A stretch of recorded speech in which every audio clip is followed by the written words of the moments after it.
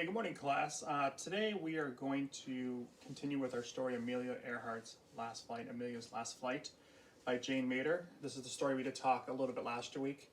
I'm going to read it for you again and put a post on there, a video, so you guys can read along. I did have a scanned copy that you do have, and I'll repost that with this video so you guys can read and listen along as I read the story to you like we would in class. Okay, I'm going to begin the story. Have you ever been the first to do something brave and scary? Amelia Earhart was the first woman to do a lot of things in 1937.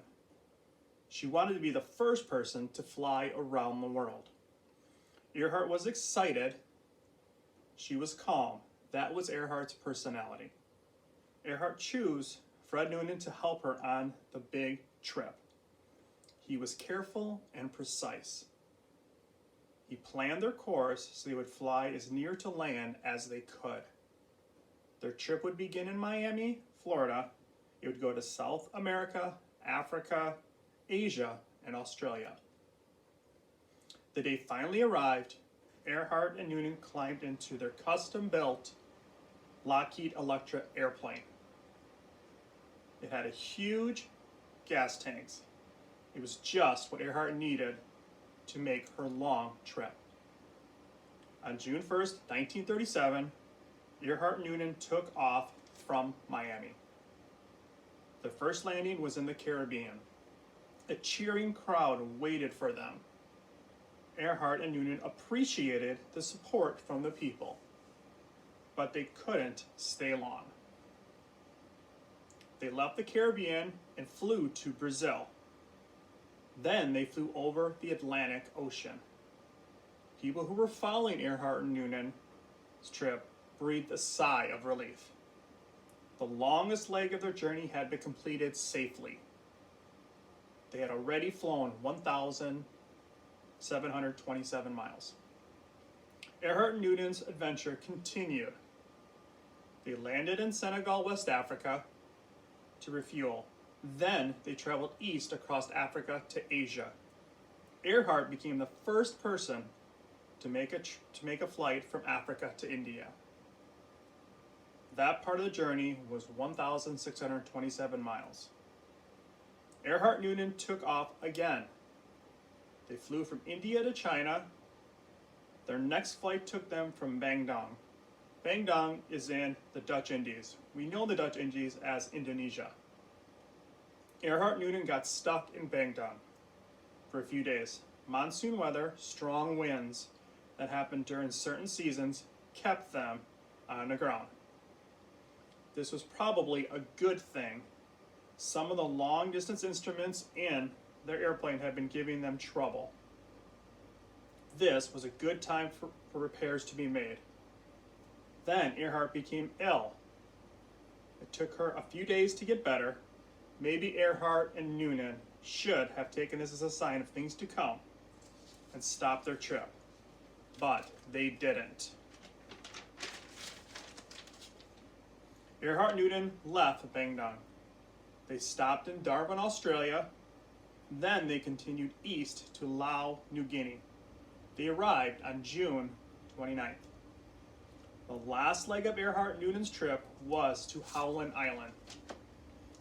This island is between Australia and what is now Hawaii.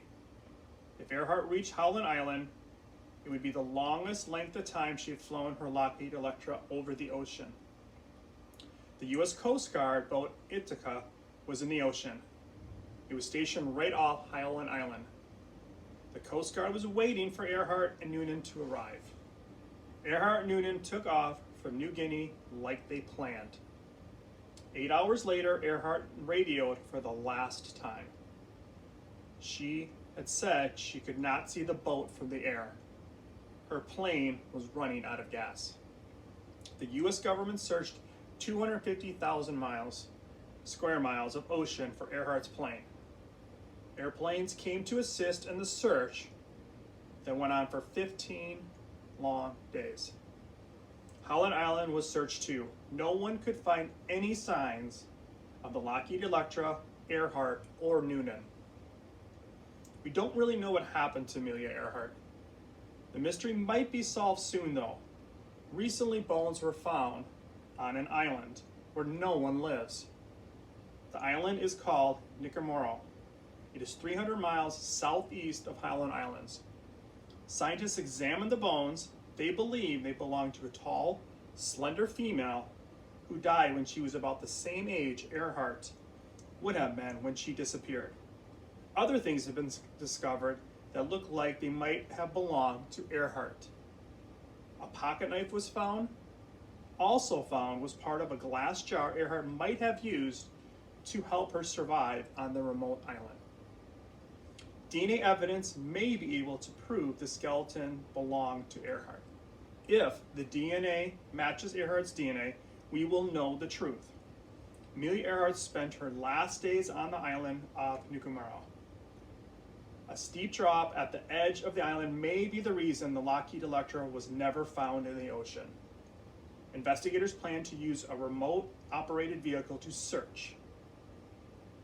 They will look deep into the ocean. They hope to find Earhart's plane. Earhart did great things no other woman of her time did.